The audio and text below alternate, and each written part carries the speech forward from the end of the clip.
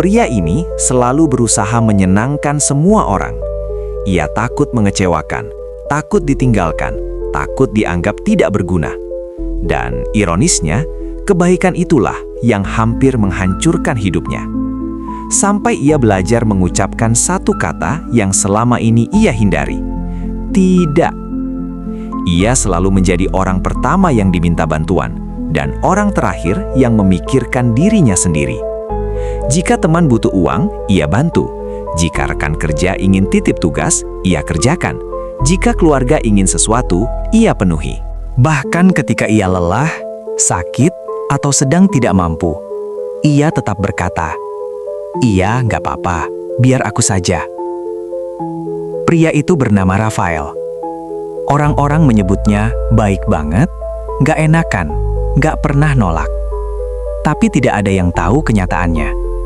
Ia hidup dalam kelelahan, dalam tekanan, dalam kemarahan yang ia simpan sendiri.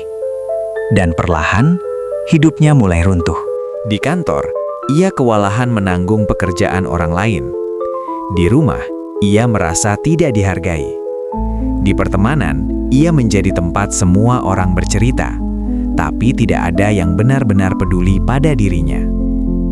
Sampai suatu malam, Rafael pulang kerja jam 11 malam dengan mata merah dan tubuh gemetar karena stres. Ia duduk di lantai kamarnya dan menangis.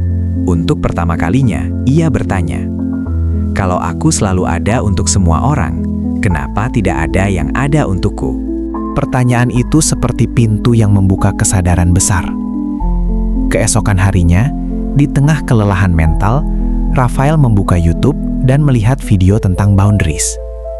Ada satu kalimat yang membuatnya membeku.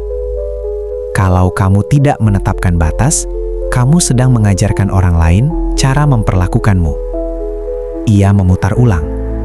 Dan semakin ia mendengarnya, semakin dada terasa sesak. Karena ia tahu, kalimat itu benar.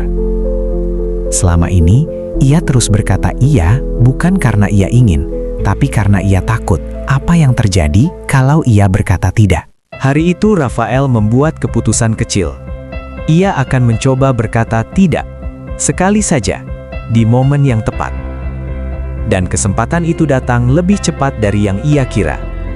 Besok siangnya, rekan kerjanya berkata, "Raf, tolong kerjain bagian aku ya, aku mau pulang cepat." Biasanya Rafael langsung mengangguk, tapi kali ini tubuhnya menegang, tangannya dingin, jantungnya berdebar. Ia menatap rekannya dan berkata pelan, "Maaf, kali ini aku nggak bisa." Hening.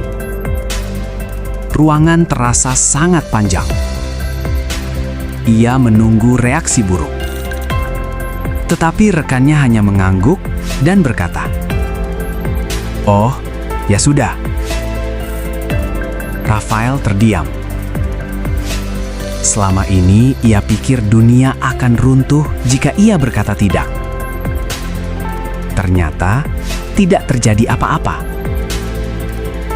Malam itu, ia pulang dengan perasaan ringan yang belum pernah ia rasakan. Dalam seminggu, ia mulai berkata tidak pada hal-hal kecil.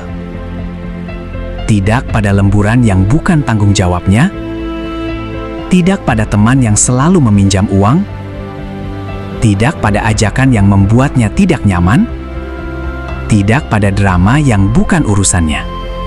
Dan semakin sering ia berkata tidak, semakin ia menemukan kembali dirinya.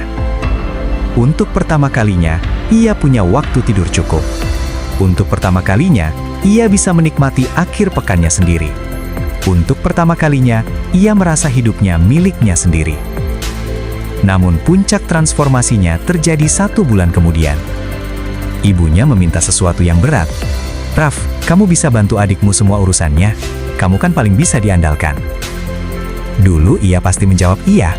Tapi kali ini ia menarik napas dan berkata dengan hormat, "Bu, aku tetap sayang sama keluarga.